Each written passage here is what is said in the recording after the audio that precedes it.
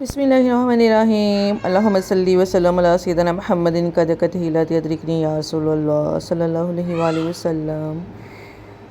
क्या हाल है आपका? अल्लाह ताला आप सबको खुश रखे, आबादत की उम्मीद करती हूँ कि आप सब के सब अपने घरों में खैरियत आफ़ियत से होंगे। तो ईद उल अज़हा है। ईद उल अज़हा के मौके पर सबसे बेसिक काम होता है गोश्त को सेव करना। तो गोश्त को सेव करने के मैं आपसे डिफरेंट तरीके शेयर करूँगी और ये भी शेयर करूँगी कि किस तरह हम गोश्त को सेव कर सकते हैं और किस तरह हमें नहीं करना चाहिए, जिससे के करने से गोश्त की अफादियत भी ख़राब हो जाती है और गोश्त में से इतनी गंदी स्मेल आती रहती है, इतनी गंदी स्मेल आती रहती है कि खाने को दिल ही नहीं करता।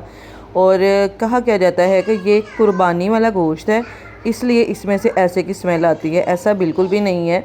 कुर्बानी वाले गोश्त को भी अगर सही तरीके से हम सेव कर लेना तो फिर इसमें से बिल्कुल भी स्मेल नहीं आती। आप जब भी इसको निकाल के 15 दिन बाद, 10 दिन बाद, 1 माह बाद इसको पकाएंगे तो ऐसे ही उसकी स्मेल, वैसे ही उसकी खुशबू आएगी जैसे हमने अभी अभी ताज़ा लिया। तो करना क्या है, सबसे पहले गोश्त के आपने छिछड़े टोटल ऊपर से उतार लेने हैं, सारे कंप्लीटली उतार लेने हैं और गोश्त को अच्छी तरह से वॉश करना है। वॉश करने के बाद आपने उसे किसी बर्तन में डाल लेना है ताकि उसका पानी निकल जाए।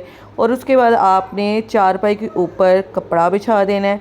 कपड़ा बिछाने के बाद आपने सारा जो गोश्त है वो ऊपर फैला देना है। फैलाने के बाद आपने ऊपर कोई फ़ैन चला देना है। फ़ैन चलाने से जो इसके अंदर टोटल पानी है ना, धोने से इसका जो ब्लड है वो निकल जाएगा और फ़ैन चलाने के बाद इसका जो टोटल पानी है वो ड्राई हो जाएगा। इसके बाद आपने इनको शॉपर में डालना है। शॉपर में डालने के बाद आपने इनको फ्रिज में सेव कर लेना है। ऊपर इसके कपड़ा वगैरह डाल दे ताकि ये ईज़िली जो है ना कोई 5-10-15 मिनट बाद बिल्कुल ड्राई हो जाए। दूसरा तरीका ये है कि गोश्त को आपने लगा देना है आटा, जो आम घर में पड़ा होता है आटा, उसे आपने 1 मुट्ठी भर, 1 किलो गोश्त के लिए 1 मुट्ठी भर आटा काफ़ी है। सारे गोश्त के ऊपर आपने अप्लाई कर देना है। अप्लाई करने के बाद 1 घंटा रखें और उसको फिर वॉश करें, ड्राई करें और शॉपर में पैक करके रख दें। तीसरा तरीका ये है कि गोश्त को अच्छी तरह से वॉश करें। अगर आप इसे एक चारपाई पे फैला के नहीं करना चाहते कि चारपाई पे फैलाने से टाइम लगेगा एक्स्ट्रा, तो आपने इसको अच्छी तरह से वॉश करना है और वॉश करने के बाद आपने इसे एक कपड़े के अंदर बांध लेना है। जैसे ये दुपट्टा है तो दुपट्टे के अंदर इसको बांध लिया। बांधने के बाद आपने इसको लूज़ बांधना है और ड्रायर मशीन के अंदर रख देना है और आपने सिर्फ 5 मिनट 2 मिनट ड्रायर मशीन चलानी है और गोश्त जो है वो बिल्कुल ड्राई हो जाएगा। ड्राई होने के बाद आप इसे निकाल लीजिए, उसी टाइम शॉपर में डालिए और फ्रिज के अंदर सेव कर लीजिए।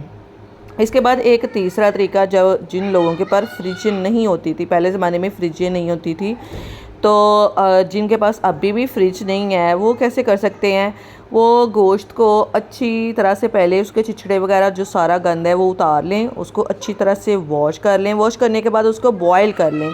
बॉयल नमक डाल के कर लें या वैसे कर लें। बॉयल करने के बाद इसको धूप में सुखा लें। पहले ज़माने में ऐसे ही लोग गोश्त को धूप में अच्छी तरह से सुखा लेते थे। सुखाने के बाद उसको आपने सेव कर लेना। जब भी आप हंडियाँ बनाएं गोश्त अंदर डालें और आप सेम टू सेम ऐसे ही बिल्कुल बनेगा जैसे बिल्कुल फ्रेश अभी गोश्त लेके आए हैं। तो ये कुछ तरीके थे जो मैं आपके साथ शेयर करना चाह रही थी। और जो सबसे बड़ी गलती होती है, गलती ये होती है कि जैसे ही गोश्त आता है हम इकट्ठा करते जाते हैं एक ही बर्तन में और उसे पकड़ते हैं, धोते भी नहीं, वॉश भी नहीं करते, शॉपर में डाला और फ्रिज में रखते गए। उसका ब्लड भी उसके साथ, उसके ऊपर जो गंद माल छिछड़े वो सारा कुछ लगा होता है वो भी उसके साथ रहता है। जब फिर आप गोश्त निकालते हो फ्रिज में से, उसके ब्लड की इतनी गंदी स्मेल आती है, इतनी गंदी स्मेल आती है कि खाने को बिल्कुल जी नहीं चाहता उसको। तो ऐसी गलती आपने बिल्कुल भी नहीं करनी। गोश्त को बिल्कुल उसी ब्लड के साथ फ्रिज में उठा के नहीं रखना, क्योंकि अक्सर घरों में ऐसा ही होता है। जब हम छोटे थे तब भी ऐसा ही, मेरी अम्मी जो थी वो, उनको भी इतना पता नहीं था तो वो भी ऐसे ही करती थी। उन्होंने गोश्त उठाया, उसे उठा के तो फ्रिज में डाल के ऐसे ही रख दिया पकड़ के। तो बाद में जब हम निकालते थे तो इतनी गंदी स्मेल आती थी उसमें से। तो जो बेस्ट तरीके हैं वो यही तरीके हैं जो मैं आपके साथ शेयर करना चाह रही थी। वीडियो को लाइक कीजिएगा, शेयर कीजिए, कमेंट कीजिएगा, दुआ में याद रखिएगा। ओके जी, अल्लाह हाफिज़।